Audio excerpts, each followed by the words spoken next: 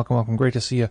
This is the joy of being a live stream coming to you live from Brooklyn, New York. And if you're watching this on YouTube, we actually do want to do an experiment. We want to figure out, can you see this on YouTube? Hello, YouTube. Okay, that showed up. I'm trying to see if this can work this time because we're trying to get the chats from YouTube itself because before we didn't have that. Oh, poor puppy. Our puppy's doing a little whining. Can you see that on YouTube?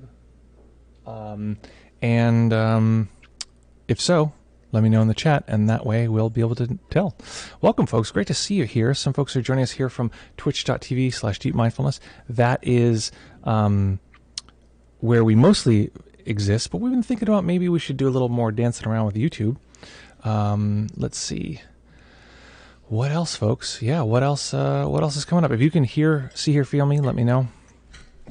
It'd be good to find out. Oh, there's my own voice. I can hear myself now. It's so funny how as soon as I can hear my own voice, it switches into like guided meditation mode. But it's still me.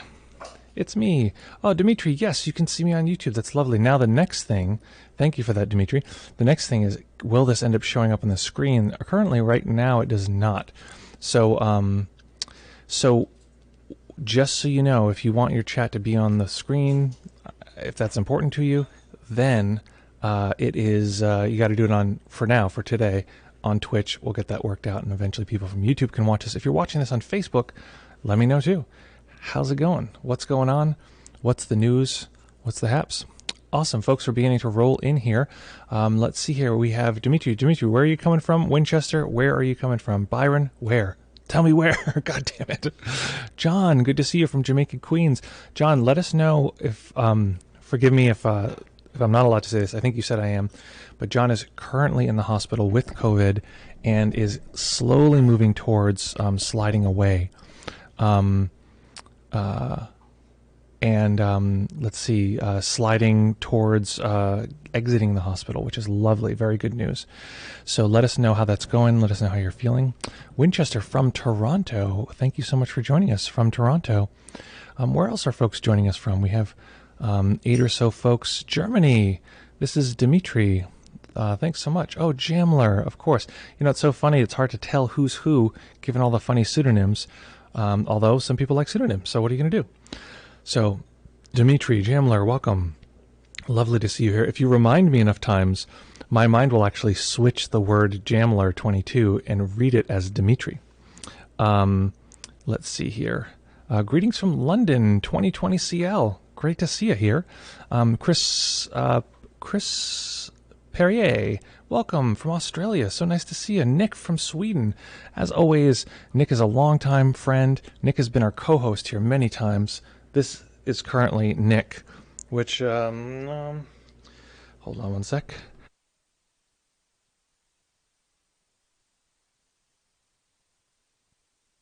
I was just making a request from my wife. Okay, let's see. Yeah, but if you do remind me, Dimitri, my mind will actually read Jamler as such. Let's see here. Yeah, great news about John. And it is great. It's very inspiring, and I really appreciate. You know, John has been really using this practice in a way that's been really powerful. It's just watching that happen is so heartening because I know it works, but then to see it work in life in a situation that seems very difficult, obviously is very difficult. It's so heartening for me. Okay, I forgot to mention this. Nick, longtime supporter, longtime subscriber. So, oh wait, I made a confusion here. I'm confused. I mixed two people together here. Forgive me, my mind is reordering itself. Where am I suddenly very confused? Yeah, Nick.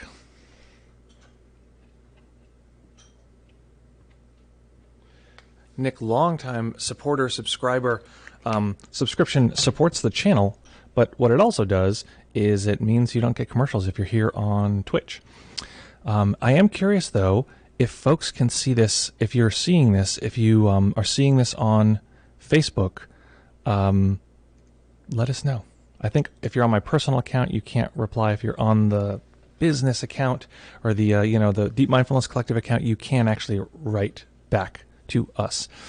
Welcome, folks. This is so exciting. I love doing this every 3 times a week. We're here, we're hanging out, we're meditating, and we're introducing something brand new, which is we're getting people in on Zoom afterwards to ask their questions or give their reports about what their meditation was about.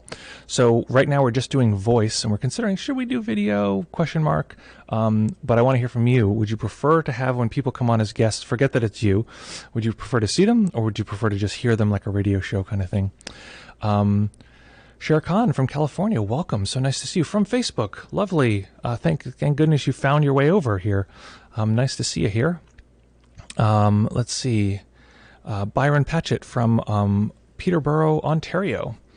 Let's see. So, Tomlin, you're quoting these from. Oh yeah, I'm getting those. Just so you know, I'm seeing those. I saw Byron's quote, so I'm actually seeing the things from Facebook and from Facebook on our Deep Mindfulness Collective page. I'm seeing Twitch. I'm seeing YouTube comments. Excellent, folks. You have no idea how crazy it can be to get these pieces together. But we got them. Ladies and gentlemen, we're going to be meditating today. Good news. And we're going to be meditating, guess what? On emotion. And emotion is so rad and great as a process of knowing the world. Here's what I want to say about emotion. If you can detect emotion in your body right now, you're in the probably 33 percentile. Very rough number there, not research-based, more personal, anecdotal. But many people can just detect emotion in their body right now. And we want to make sure we're talking about a body sensation itself rather than any particular mental state. Often people confuse emotion and thought. Their sense is like, I think this guy, or like, I feel like this person's a jerk. And it's like, well, that's more of a thought or a judgment. Or they say, I think I'm really sad. And so that's more of a thought based on a body sensation of sadness. Rory is joining us. So lovely. Rory, thanks for joining us. This is 2 streams in a row now. We got Rory as our guest here. Let's see. Tamalan, just so you know, I'm seeing these from YouTube. You don't have to quote them, but I do appreciate that. It's very kind. Oh, you're doing it so they appear on the screen. That's very kind. We can skip that. Don't worry about that. That's a lot of work. So emotion is so common, people are very unfamiliar with this. You ever had a conversation with someone, or here's a better opposite example, not someone who is emotionally tuned, someone who's very unemotionally tuned, like a weirdo. We have them on the subway all the time, where they're like, hey, how's it going? And they can't break eye contact. They're just like, hey, they have like no chill whatsoever, and they're just like, so, do you have money? Or whatever it is, and even if they're not asking for anything, it's even scarier if they're just like, hey, tell me about you. Right? So even breaking eye contact is an indication that somebody is regulating emotion, which we do all the time. When we're talking to someone, we're like, oh yeah, cool, how you doing? That's great. Oh, nice to hear about you and your family. Okay, cool. And what's the other thing? And we break away for a moment because it's actually too emotionally intense to just stare and stare and stare. So we're regulating emotion at that subtle of a level all the time. So that's how subtle emotion can be. But the thing is, right now, we're all packed into this in our homes. We're all sort of stuck in one place. And so emotions can actually be running high, but because they're sort of slowly increasing, we often only feel them when we're overwhelmed. So if you can compare your current experience to like just feeling totally neutral, not happy, not excited, just total neutrality. Maybe like, where's an experience where many people feel neutral? I don't know. What's a common experience where people feel neutral, folks? What's an example here? I was going to say at the dentist, but I was like, that's a terrible idea. Experience where you feel neutral. My mind is like riding a horse. I don't know. So an experience where you feel neutral, maybe just before you're falling asleep and you're not like, dreamy, pleasant. It's just sort of like the day is shutting down and the regularly neutral. And then compare it to now, or generally how we're feeling now. And often people's anxiety is like slowly bubbling. So just to notice that experience often can diffuse it, because emotion wants to be conscious, and if it's conscious, we can break through that as something that can drive us around. At the grocery store, it's funny you say like, oh, neutral at the grocery store, because I was just at the grocery store in New York, and there was a line that was, 100 meters long, of people waiting to get in, and I rode up on my bike and I was like, yeah, this isn't happening. So I think normally we might be pretty neutral at the grocery store if we're not rushed or that kind of thing. But at this point, they're warning people right now, don't go to the grocery store, just live on whatever provisions you have for now. The process of walking to a familiar place. Yeah, exactly. Or maybe look here, how about this, looking for envelopes, right? If you're not, usually not in a rush looking for envelopes, hopefully you're not in a rush. And you're just like, okay, where are those envelopes? I had some, but where are those envelopes? Just that sort of ordinary workaday, boring, stapler vibe. I don't know if anyone uses staplers anymore. And then comparing that to where we are, and just notice if the system's sort of a little bit like buzzy. I know that mine can tend to be. So today we're going to be doing some meditation on emotion. So find yourself a very nice, comfortable position that you can maintain for the duration of the sit. I'm going to encourage folks, especially for clarity purposes, to stay entirely still for the duration of the sit. What this does is create a kind of feedback loop, because there might be emotion or instinct to move, and that will be very clear and come to the surface if we're actually not moving. We're allowing the body to be still. But of course, you're not in meditation detention, unless I find out what you've done, and then you'll be in meditation detention all week. Just kidding, but we are very happy to know that we can move and adjust if we'd like to, but if you'd like to be still and chill out, that's also fine as well. So finding that nice, comfortable position.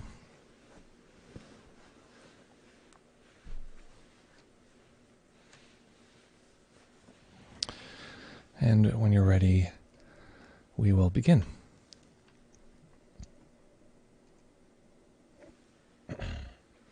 Be sure to take any final sips of your beverage.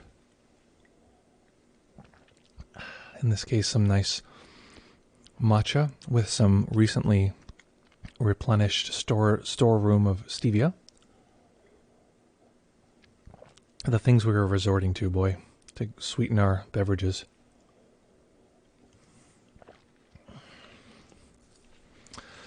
So finding that nice, comfortable position, doing any adjustments you need to allow the body to be comfortable.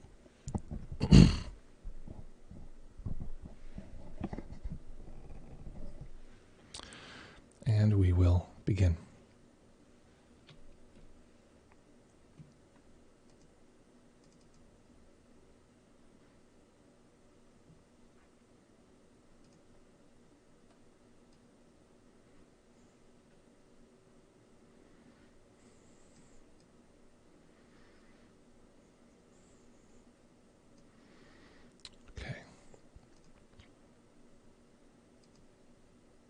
Fix the timer one more time.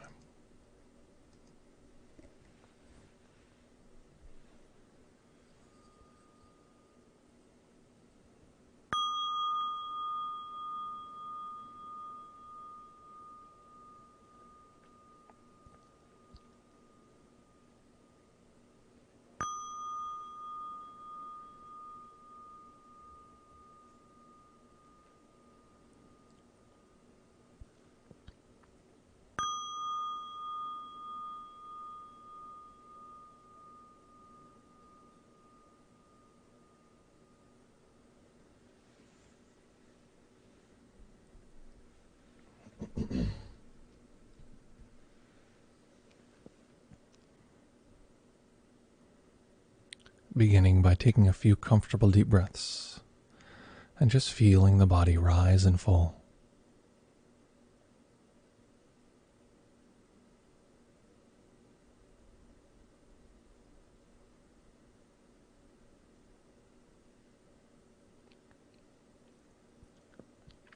Each time we arrive at a meditation, we arrive with the momentum of all of the previous moments.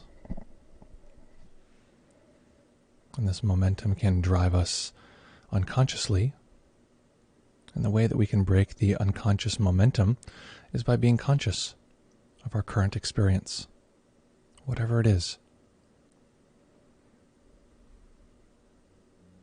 So we'll begin by sweeping through the body to be sure there's not any undue tension. But as we do this, being sure we're conscious of the experience. So starting at the top of the head, relax the brow, allowing it to succumb to gravity just by a few millimeters.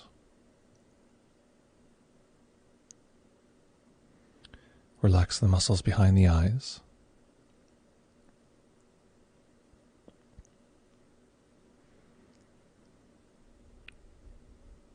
Allow the face to go smooth, again letting it fall and succumb to gravity just a tiny bit. Letting this relaxation spread to the back of the tongue, letting the jaw go slack.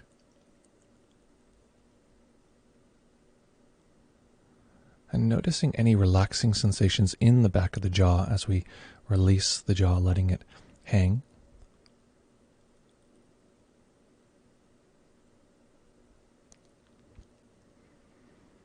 If we do, we may notice there's a slight bubbly sensation or a slight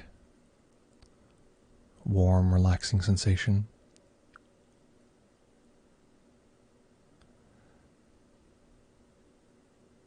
And paying attention to these kinds of sensations, these subtle activations, this kind of active rest.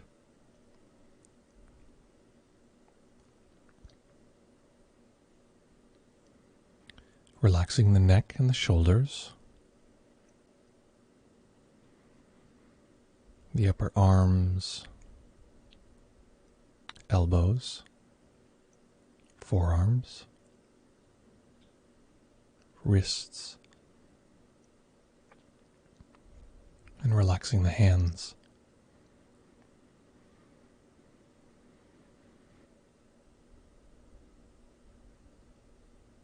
Tuning into the subtle sensations in the palms of the hands and tips of the fingers.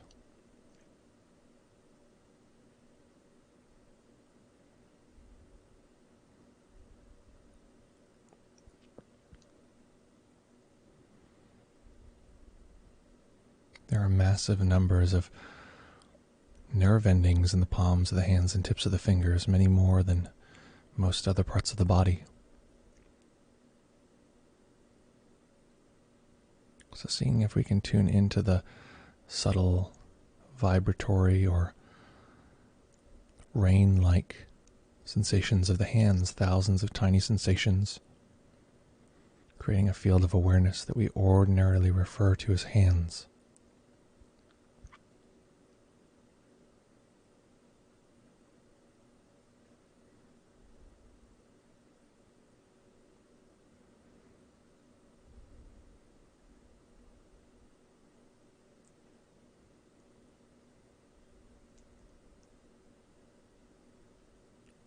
Letting go of any attempt to control the breathing, just letting the body breathe as it will.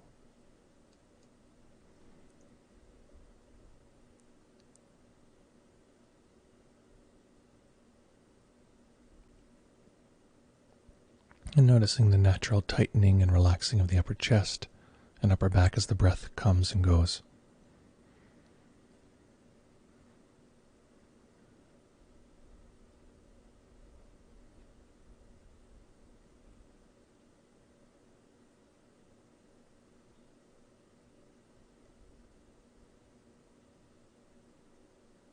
Relaxing the belly and the lower back. Relaxing the hips and the upper legs.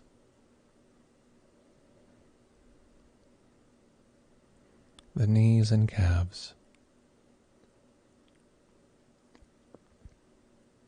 The ankles, and relaxing the feet.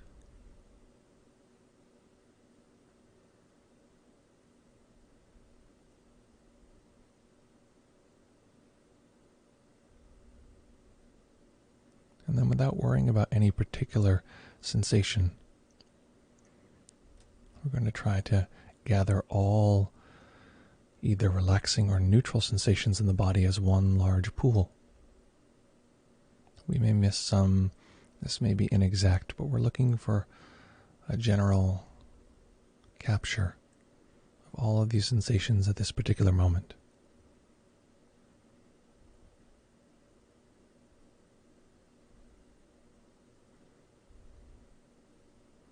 Notice there's a degree to which we have to zoom out in order to do this. We can't use laser focus.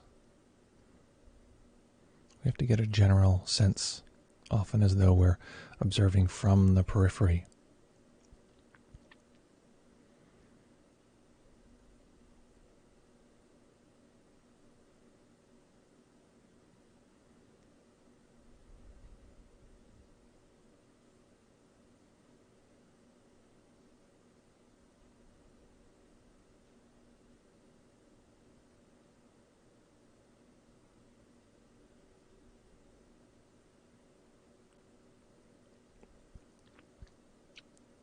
And without collapsing down, just allowing ourselves to know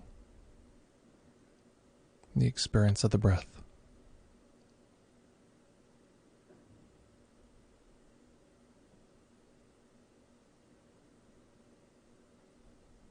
Noticing if the mind wants to shut everything else out, making the breath 100% of what we're attending to. Just letting go of that instinct and letting it be one sensation among all of these sensations.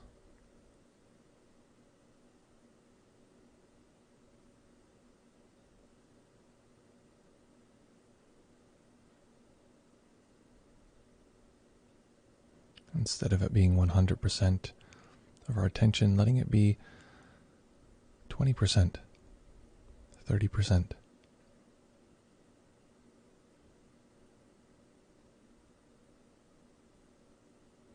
Looking for a balance between this soft, open awareness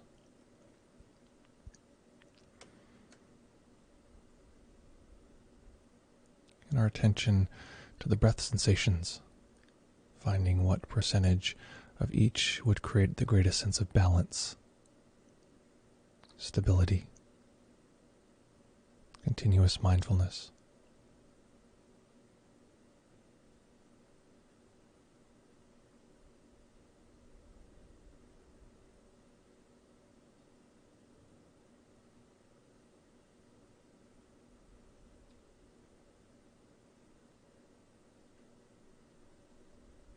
Each time we land on that balance in the mind, we can use the label all to represent all of the mind reaching this balance.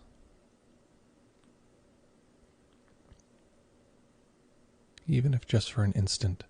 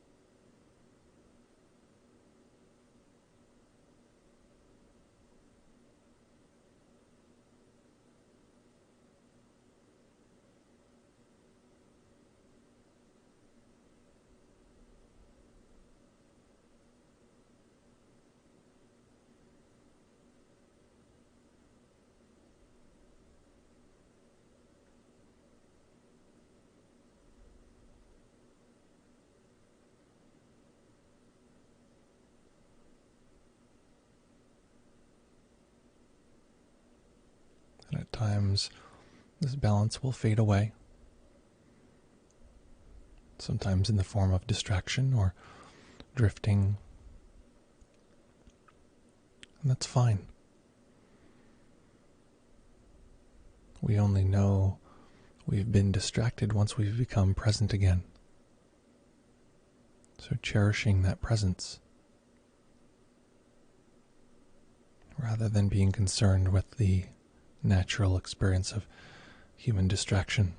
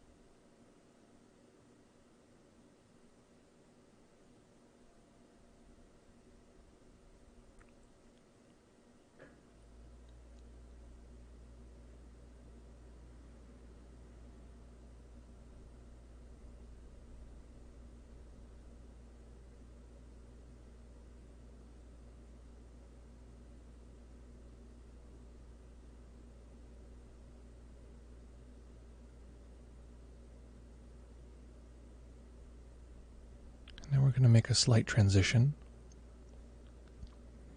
looking for any emotion in the body, similar to the relaxing sensations in the back of the jaw or the subtle vibratory sensations of the hands. Emotion is often light, subtle in this way.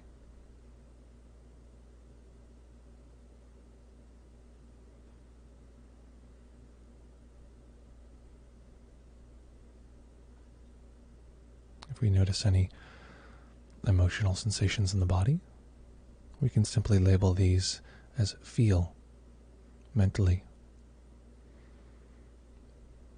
Soaking in, letting go, and letting the process start over again.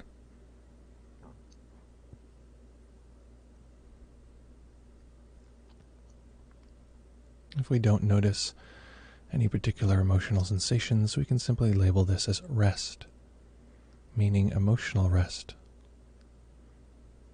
In other words, peace. So we can either label rest or peace, referring to low or no emotional activation in the body. So at any moment there either is emotion, which we can mentally label feel, or there is not emotion, which we can mentally label peace or rest.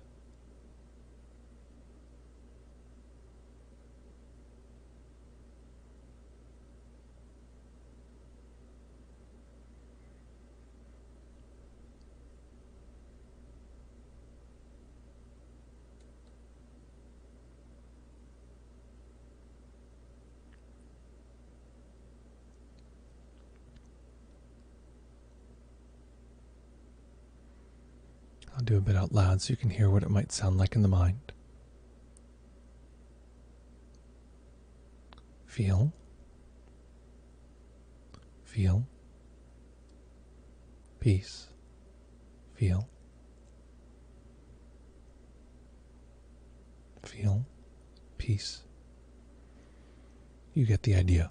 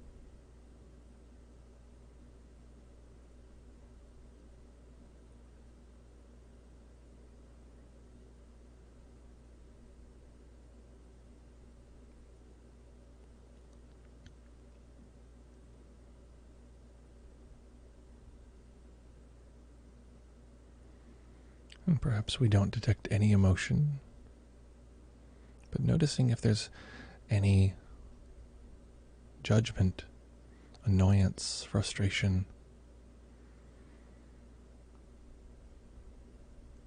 and knowing that each of these is emotional and looking for where in the body we can detect this.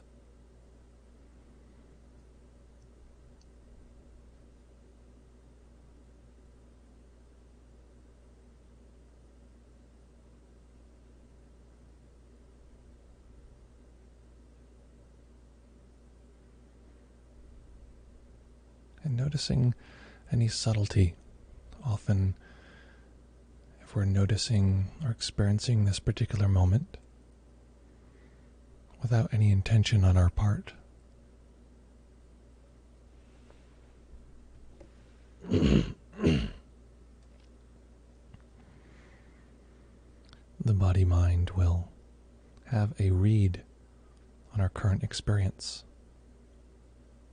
It will like our current experience. It will dislike.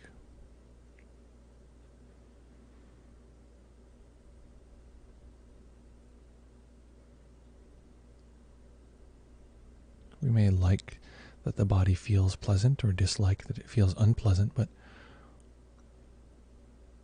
we're looking for the body's read, the body's overall assessment of how this particular moment is going.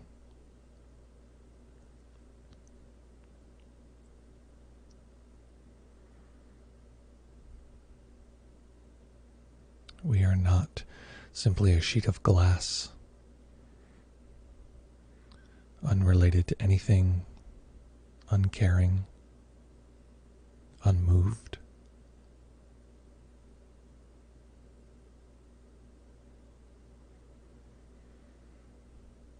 So looking for even subtle emotional experience. If we're not sure, we can simply guess.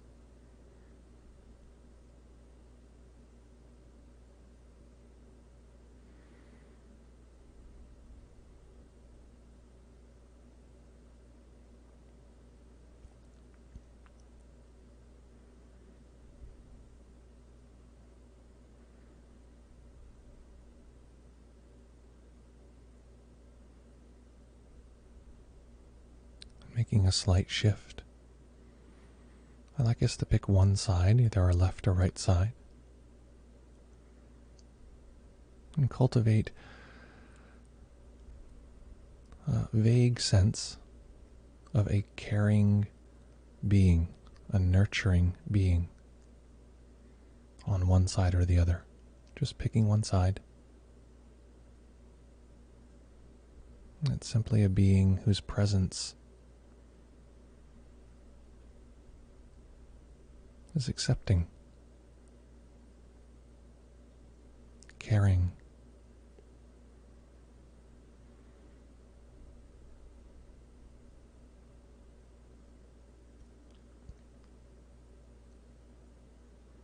who doesn't need us to be different.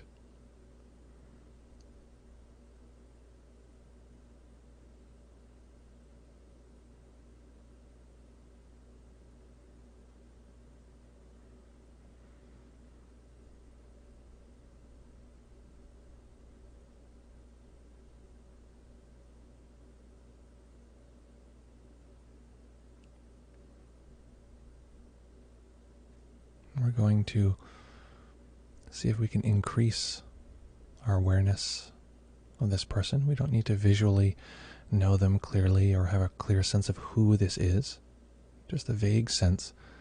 But I'd like us to increase our sense of the depth of this person's heart, of their openness, of their ability to hold the difficulty of those they come in contact with. And all of this kindness and care is being directed at us at this moment.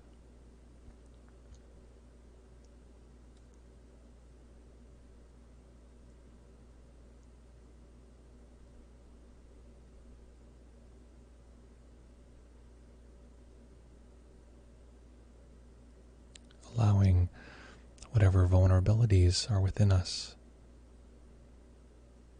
whatever degree of subtle holding on that may be present for us, consciously or unconsciously, allowing that space, this deeply nurturing figure, mythical in the depth of their care.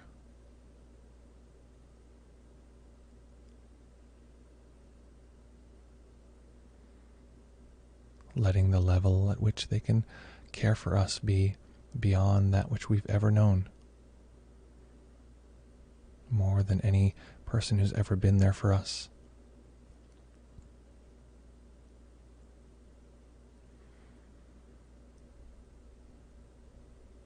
than a combination of each of the people who've showed up in our lives.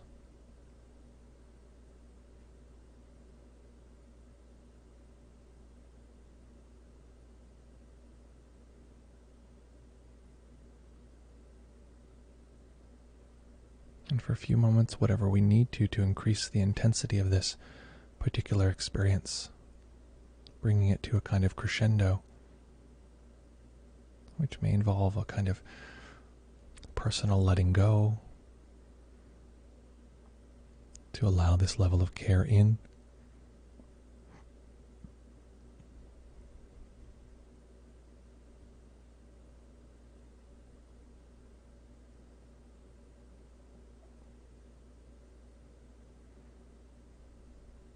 And then letting go of imagining anything. Returning to the sensations of the body.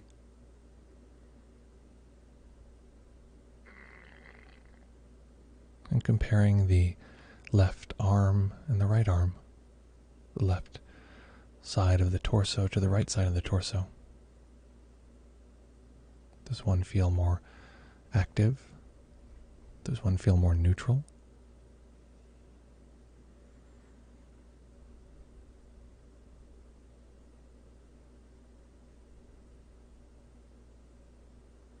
And if the side where we were imagining this caring being feels more active, then we're likely feeling the emotional residue of compassion. This is the physical sensation of compassion in the body.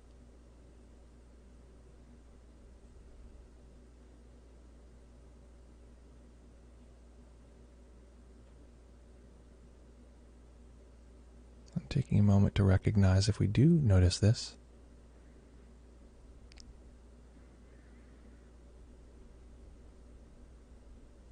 But this is part of us. We developed this relationship with this person as part of our internal memory of these different relationships. Or perhaps this didn't go quite like that. Perhaps it's simply difficult or neutral. So whatever result there is, simply observing that. Noting feel if it's emotional, rest, or peace if it's non-emotional.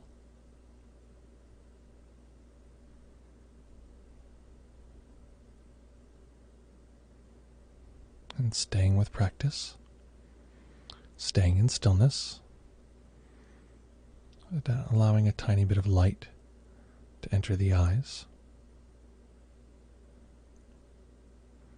eventually allowing the eyes to rest on a single point as they fully open. Seeing if even with the eyes open we can detect emotion, know the relationship of emotion and peace, know what they're like. And letting this moment here with our eyes open, sitting as we do much of our day, letting this be the great teacher that shows us how to bring this practice into our daily lives.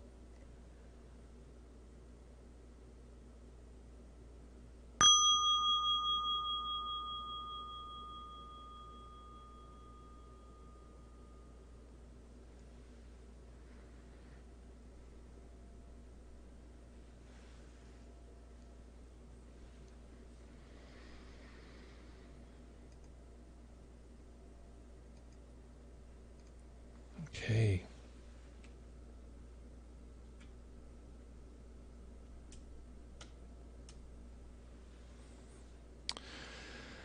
So folks,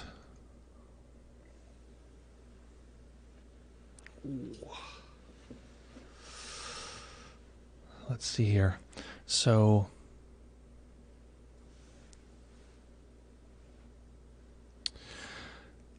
there are many ways that a person can find out what's going on with somebody else.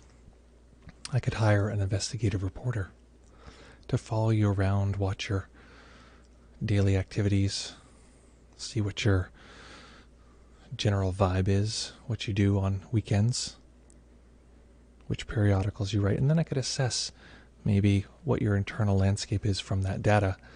But a much more direct way, in my personal experience, is to simply ask and to hear from you directly, what was that experience like?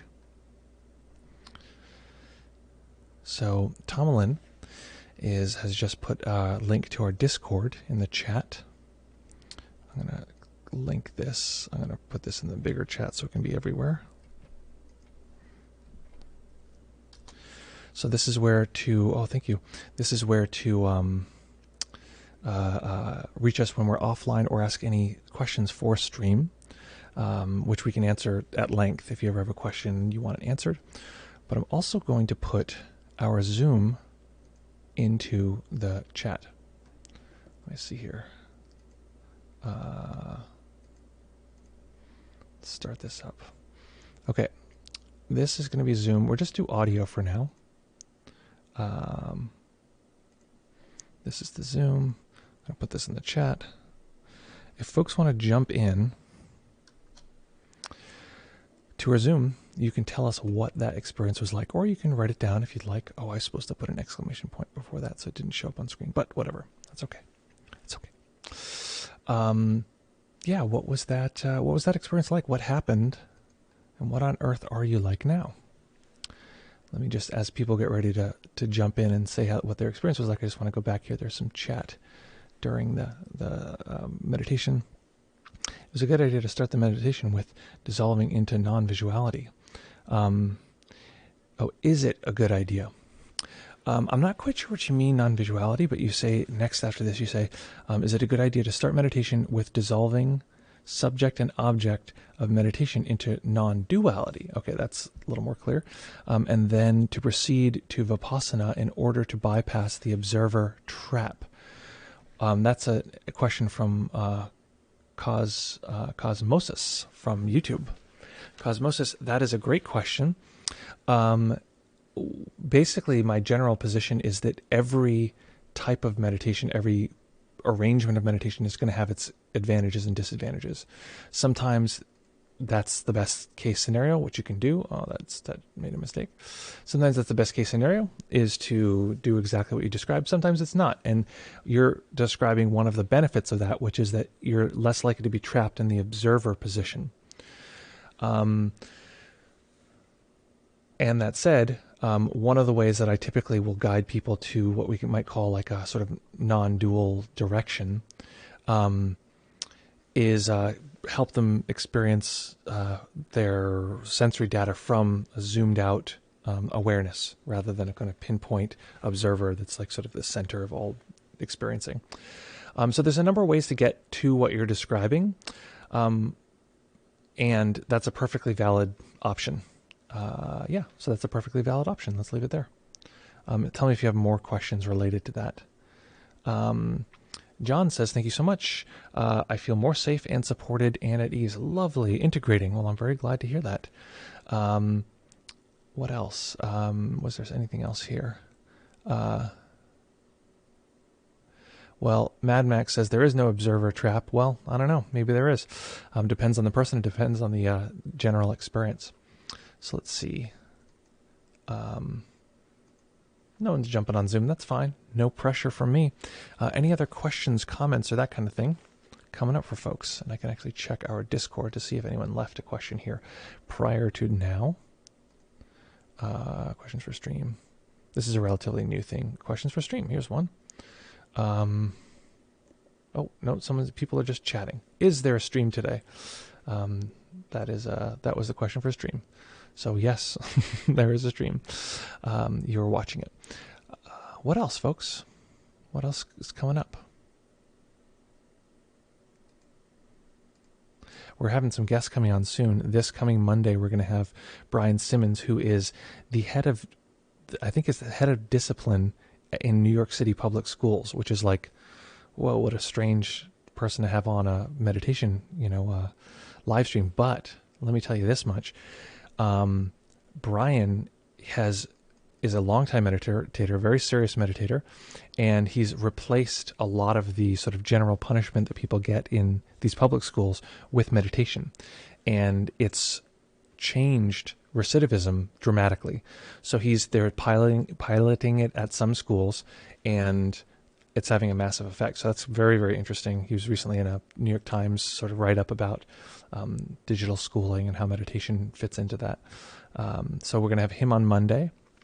And any other guests do you think we should invite? Everyone's stuck at home now, so we can sort of invite everyone. Okay, Rory's giving a report on the meditation.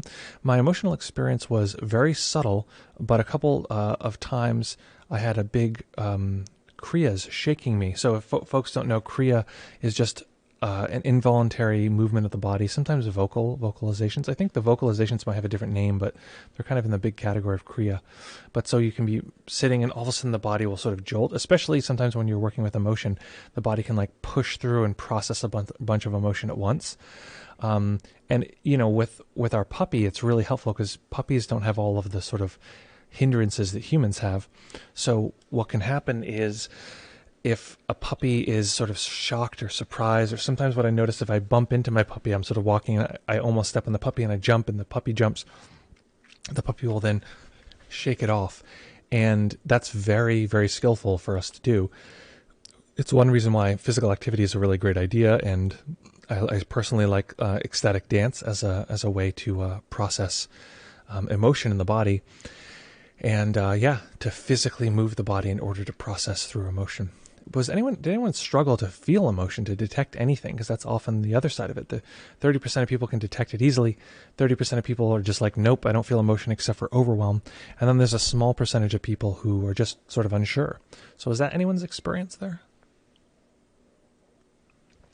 Cosmosis says, thanks for your help. Well, thank you. Thanks for being here. That's a great question. And it's very interesting to talk about non-dual and how we get there and the different ways that people explore these different pieces. So thank you for that. What else? Anything else? I don't want to keep people in meditation jail. So just so folks know, announcement, in less than 48 hours, we're going to be back here.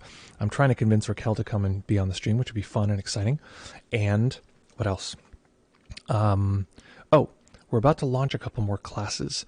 If you're not on our email list, Tomalin in a moment is going to put a link to, actually, you know what I think?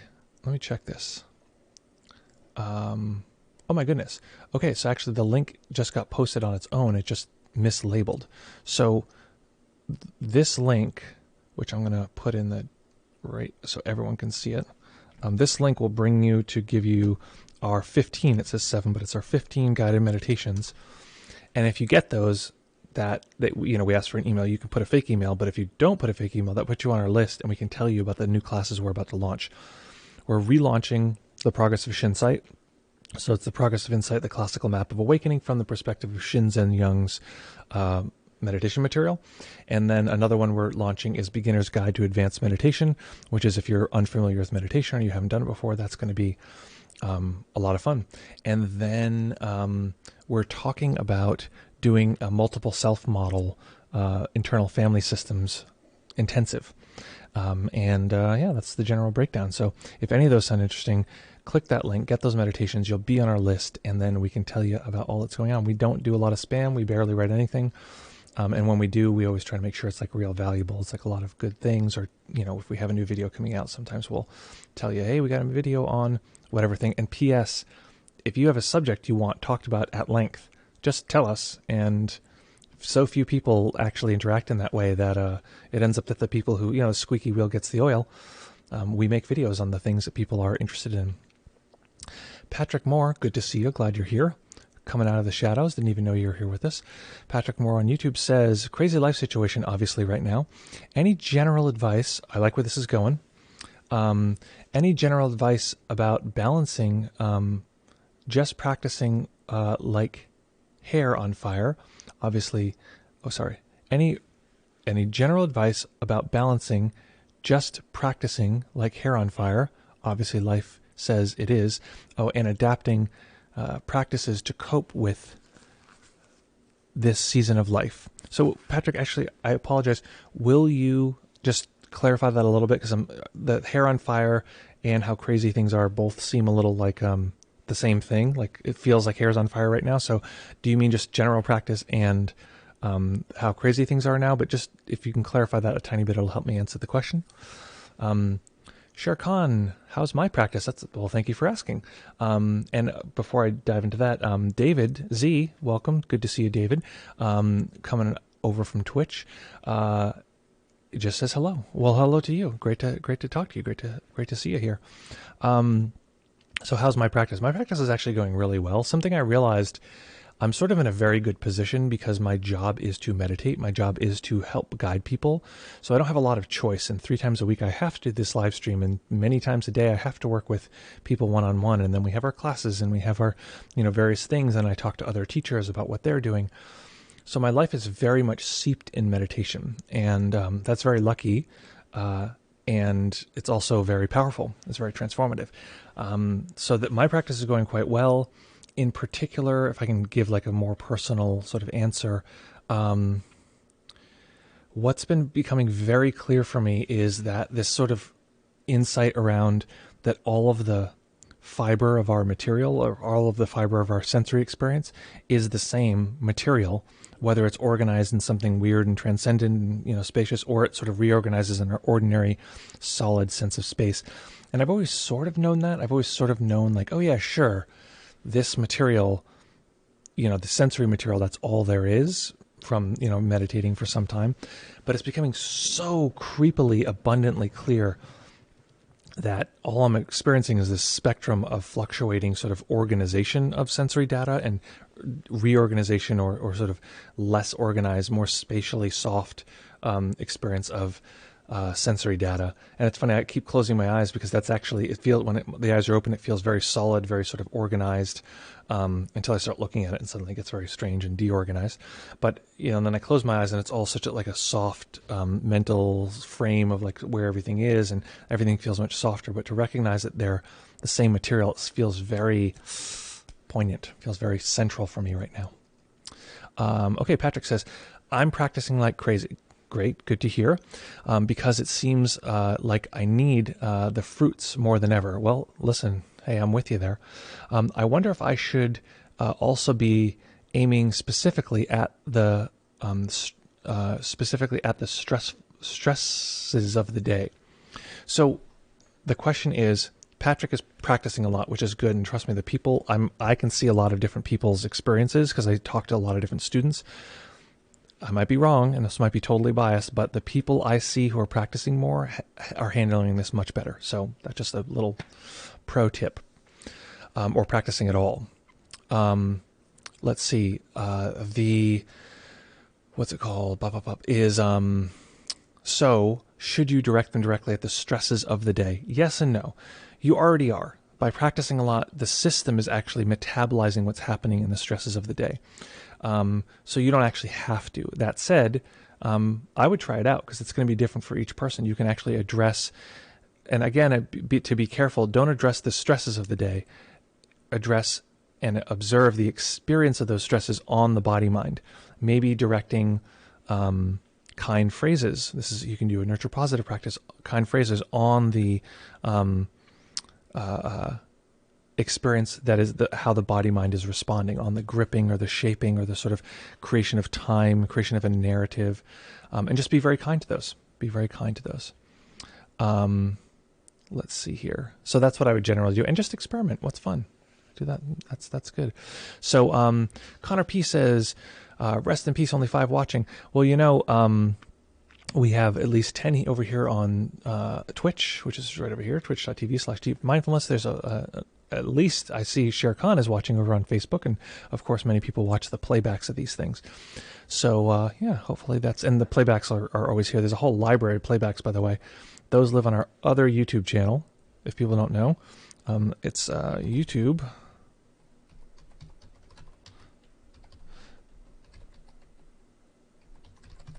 youtube.com/deepmindfulness2. That's spelled correctly, right? So that is the link to our oh, thank you for that. That is the link to our second YouTube channel that I just popped in there. Where did it go? Did it disappear? Or did just a bunch of things come through all at once? Oh my God, there's like 1,000 things just like popped up in the screen. Oh no, I think they're repeating. I don't know. Maybe it didn't appear. Oh, it's at the bottom. Oh, well, anyway. So, I'm a little lost suddenly. Okay, practice crazy.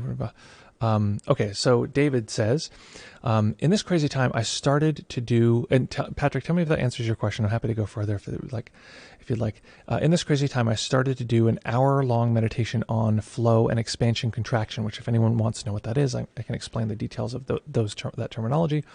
Finally found a rhythm for it. Nama-rupa practice really helped. So I'll just let people know that Nama-rupa is sort of explicitly what I was talking about a moment ago, watching the mind grip and organize data in terms of a self and a world, and then watching it degrip and turn into non-linguistic data sort of floating around. And if anyone's interested in that, we have a whole series that's based on that. I'm happy to share those guided meditations with folks. But it's happening all the time. This is the mind organizing data. Actually, we can do a quick demonstration to show you that this happening live, because it sounds theoretical, but we can show you what's happening live. Many of you have maybe seen me do this before. Pick an object that you can look at and look at how, yeah, it's pretty clearly an object. There's no real question there. It's pretty solid. It exists as far as we're concerned. Experientially, yes, it's an object. Then pick another object, look at that, observe. Okay, yeah, that's an object, sure. And just pop around and say, oh yeah, that's an object, just kind of moving around, noticing these different objects as they appear. There's an object, got it. There's an object, yep, okay, cool. Yep, there's an object. And notice how existence-y, how much these things are existing, how solid they are, how continue. Yeah, that's an object. There's no question in the mind. And then notice that each time you switch objects, the previous objects fade. They become soft and like sort of something in the past because the current object is so solid.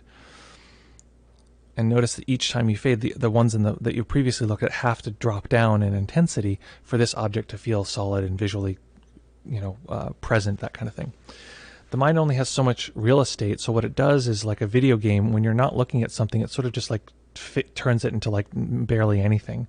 And that's the mind organizing and deorganizing material. And if we can watch that flow, that process of that material happening, it can be very, very transformative, because we recognize, oh, the mind is actually producing this sense of order and structure and in and out, self and world. And that is the realm of Nama and Rupa. The terms Nama and Rupa mean name and form. And name in this case means any organizing strategy of the mind, any organizing tendency. And Rupa meaning the raw data. The thing is that we have to recognize is that Nama, this organizing strategy, the sense of self, or any noun that we can think of, any object in the mind, this is also just Rupa. It's just organized Rupa. So to see it as an organized collection, a sort of clump of sense data, is very, very powerful to recognize it's just the same material stretching and pushing and pulling. So thank you for that, David. Let's see. Rory says, if we go to Zoom at this point, does it mean this online discussion ends? No. The Zoom will be on the stream, so we'll actually hear your voice on the stream. So if you go to Zoom right now, which I think we just, we put that link up there. If you go to Zoom now, it will simply mean that we can hear you and we can chat on stream about your experience. Let's see. Cosmosis says, have you put in time into practicing jhana specifically? Yes, I have. Is it worth doing some shamatha, meaning concentration sometimes you can call it that, or balance of mind, or pure insight? Is it worth doing more shamatha or pure insight? Okay, one or the other. Have you experienced the dark night? Yes. Phases in your practice, and how do you deal with it? Okay, there's several questions in there. Have I done the jhanas specifically? Yes, I have. I find them interesting. They're not the majority of my practice. Not specifically. They sort of come up naturally, but they're not. What I found is that just jhana, and if people don't know, we're talking about concentration states, so or absorption states. You've probably had the experience of doing some, I do this because often this is how we get really absorbed. We're doing something and typing, and Photoshop is where I get very, very absorbed. And we get absorbed into a project or even into a conversation. It feels like things shift, like time stops, or we just feel so locked in. So that's part of it. That's part of the first, first area of jhana. But what we're doing is, in a sense, there's a degree to which we're knowing that the mind is doing this. We're observing the mind gathering in these different ways. And you can do this by observing any particular thing. It's often helpful to do so by picking something that's relatively stable to do that. What I find is that if I'm just doing jhana and not doing kind of the vipassana stuff, for me it feels very light. It's interesting to actually be like, oh, okay, the mind does these things, and then do them, and then realize, oh, it actually did those things. It's not like a theory.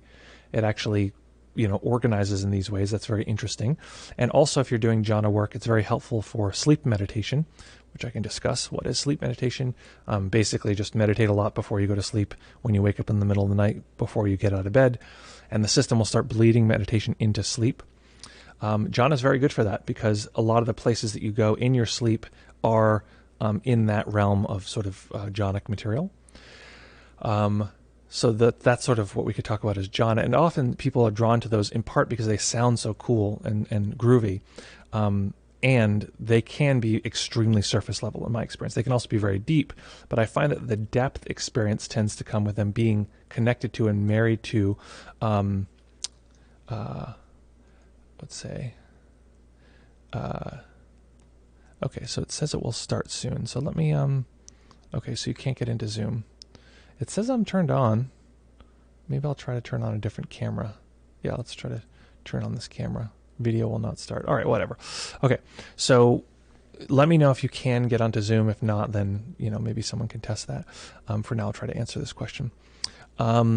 So specifically around jhana, the next question you had here was, is it worth doing more insight or more shamatha?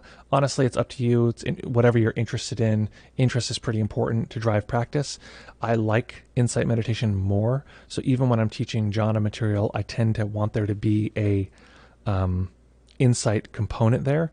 One of the best ways I've actually taught personally that I like to teach jhana is actually through metta practice, loving kindness practice, because that can be a kind of jhana, but it's also very fruitful because we learn these compassionate experiences along with the insight material that comes with a metta mind state practice, which is the metta practice I learned in Burma versus the common one that's here, where you pump up positive emotion and pump up lovely feelings. It's more about the mind and this kind awareness, connecting with this larger awareness, and then going into jhana through that. So that's personally my preference. Have I experienced dark night? Yes. Once you get familiar with it, dark night material is happening off and on all the time. The way I would describe it simply is that the system is discovering a new level of freedom. That freedom requires us to be less moored in our ordinary self-world kind of duality, and that's scary for some parts of the self. And so for those parts of the self, they sort of take over often and are like, what do I do? What do I do? And get really freaked out. Okay, I joined Zoom. Okay, let's see if I can see you on Zoom here. Oh, yes, 2 participants. Excellent. Okay. So 1 second, Saivash. Let me just finish this question. So once you get used to that sort of push and pull internally, it just becomes part of the kind of fabric of our experience. And then the key is to be in that and not let it take over your life or like drive you to be like, everything's a bummer or everything's so frustrating and agitating, which my system just will tend to do automatically. So that's the way it shows up for me. But yeah, dark night experience is very common. And how do you deal with it? Honestly, it's a disappointing answer, but you treat it like everything else. You just use it as a meditation. And I think one of the things is, before I guide people into some of the more weird territory of meditation, we typically sit down and get very clear on their life. And do they have support? Do they have those around them that they love and have contact with? Do they have appropriate therapy? Do they have support for any underlying trauma, this kind of thing? And so that is very, very important, because when you get to this material, all of our stuff can come to the surface. So if we don't have appropriate support, it can be very destabilizing. So that's something that I very much make an effort to be sure that people are safe or comfortable with, and that actually resolves a lot of the issues. And then you just treat it like another meditation experience. Okay, so we're jumping over to Zoom here. Saivash, let me just jump you in here. I'll unmute you. Welcome. You are now, should be audible. Are you there?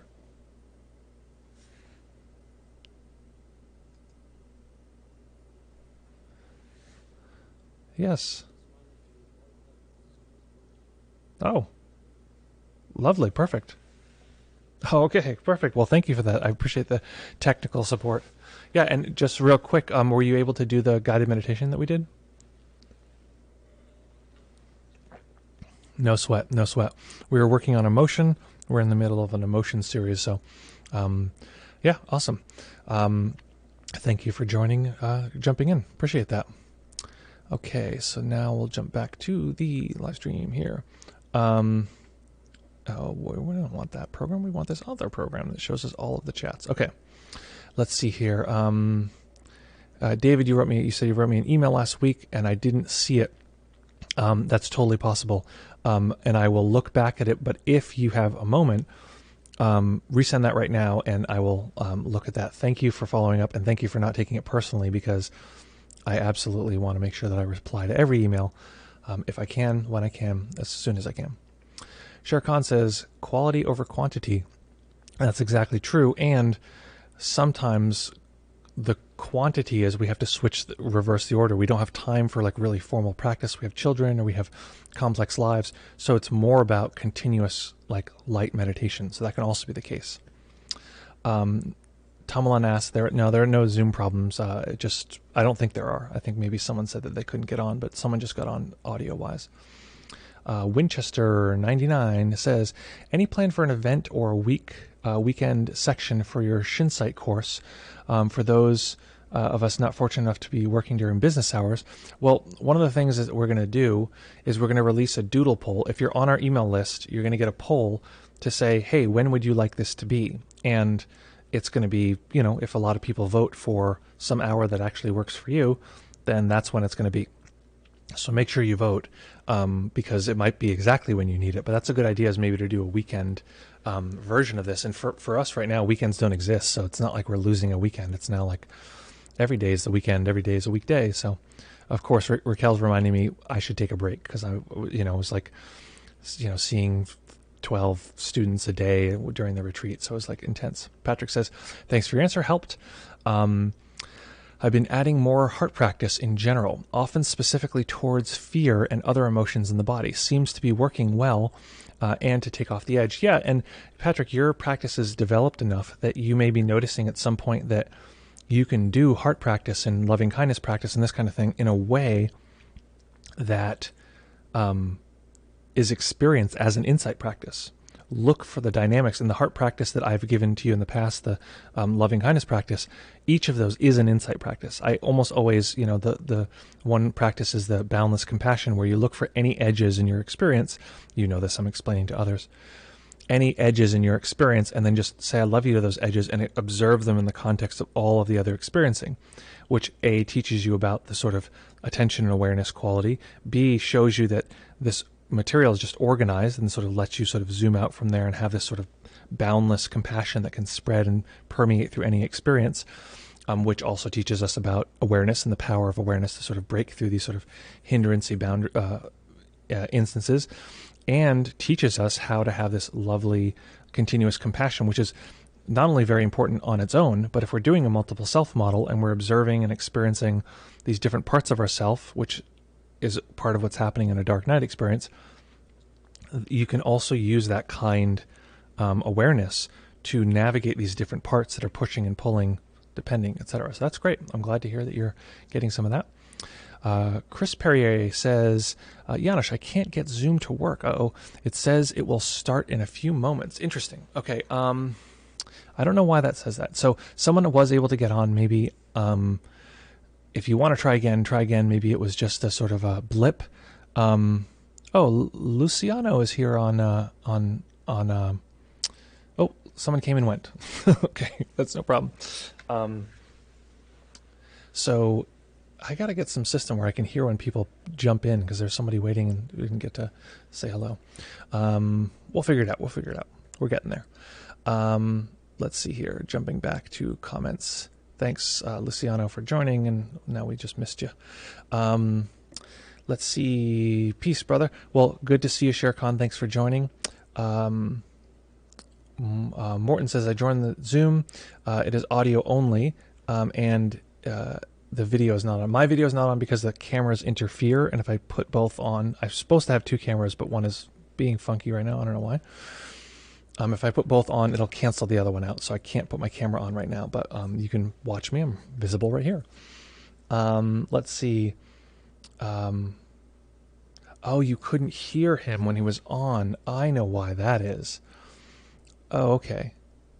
Desktop audio is off because during the meditation, I turned that off so that people don't make sounds during the meditation. Thank you for that.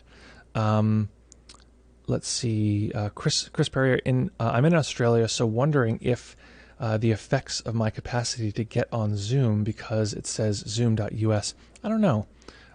You can try again if you want. No pressure, and then we'll kind of go from there. But folks, it's been a lovely, lovely stream. I've had such a lovely time with folks. Great questions, good times.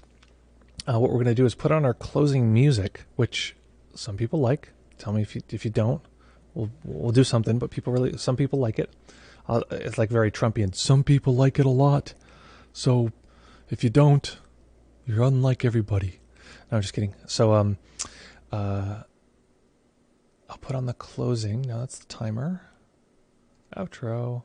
I'll put on the closing music, and I can still see you. I can still hear you.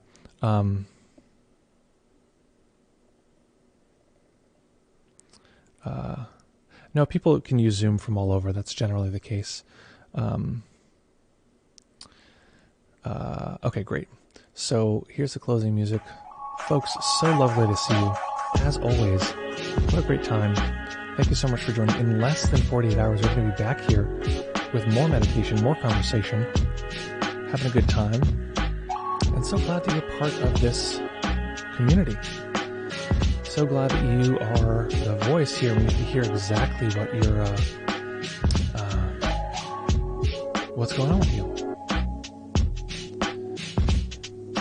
Thanks so much for being here. Thanks so much for telling me about your practice. Thanks for folks joining on YouTube. Thanks for folks joining wherever you're joining from.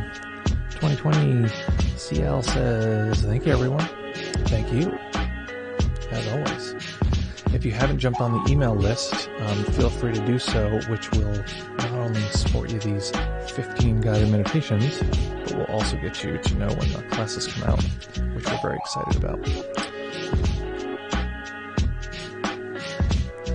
So less than 48 hours, we'll be back here to do a little meditation, hear about what's going on. And if anyone wants to jump on our Discord, Tomlin will probably link that in just a moment. You can ask questions and we will answer them on stream. If you can't be here, if you're watching during the playback or whatever, jump on our Discord and we will answer questions from the section marked questions for stream. If you want to follow us and have alerts when we go live, feel free to follow on Twitch. Feel free to subscribe on YouTube. Yeah, good times, folks. Thanks for joining. Lovely to see you here. I look forward to seeing everyone very, very soon. Okay, folks.